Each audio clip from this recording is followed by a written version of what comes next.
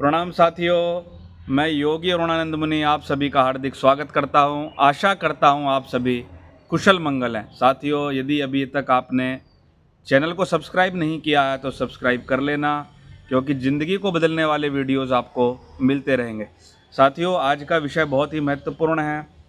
विषय है छाती की जकड़न, श्वास लेने में दिक्कत, अस्थमा की बीमारी, खांसी का होना, बलगम का बहुत ज़्यादा बनना, छाती में बलगम बढ़ जाना।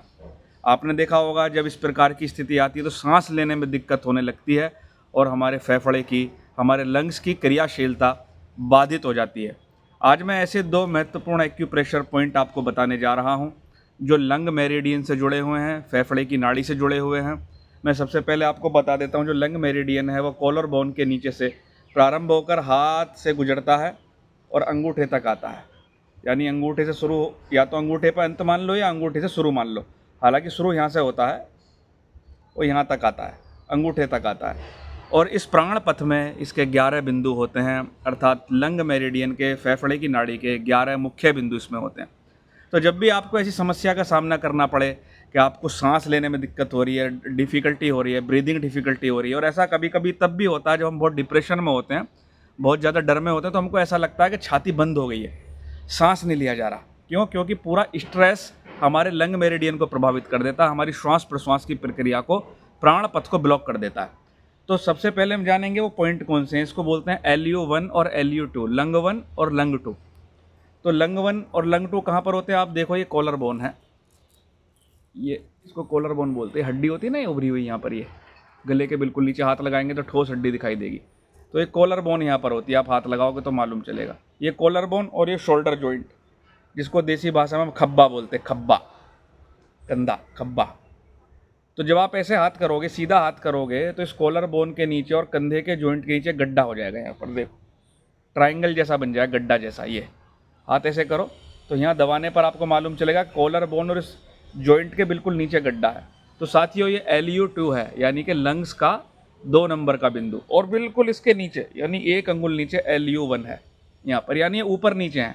इस गड्ढे के बिल्कुल 1 अंगुल नीचे यहाँ पर L1 है, L2 ऊपर, L1 नीचे। अब इसमें किसी को कन्फ्यूजन हो सकता है कि भाई इस पॉइंट को कैसे ढूंढें। बहुत कोई दिक्कत वाली बात नहीं है, बस ये समझ लो यहाँ पर हैं ये। अब करना क्या है, उपचारित करने के लिए आपको मुट्ठी बनानी है इस तरीके से। दोनों को एक साथ भी कर सकते और अलग अलग भी कर सकते। एक साथ करेंगे तो यहाँ पर इस प्रकार से हल्के हाथ से ठोकेंगे, आंखें बंद कर लेंगे, चेहरे पर मुस्कुराहट, और पूरा ध्यान यहीं पर कंसंट्रेट करेंगे। एक हाथ से करेंगे तो इस प्रकार से हल्के हाथ से थपकी देते ना, तो ये दोनों पॉइंट उपचारित हो जाएंगे। चेहरे पर मुस्कुराहट रहेगी और यहाँ ध्यान रहेगा, पूरी अवेयरनेस के साथ करेंगे। और एक साथ करेंगे तो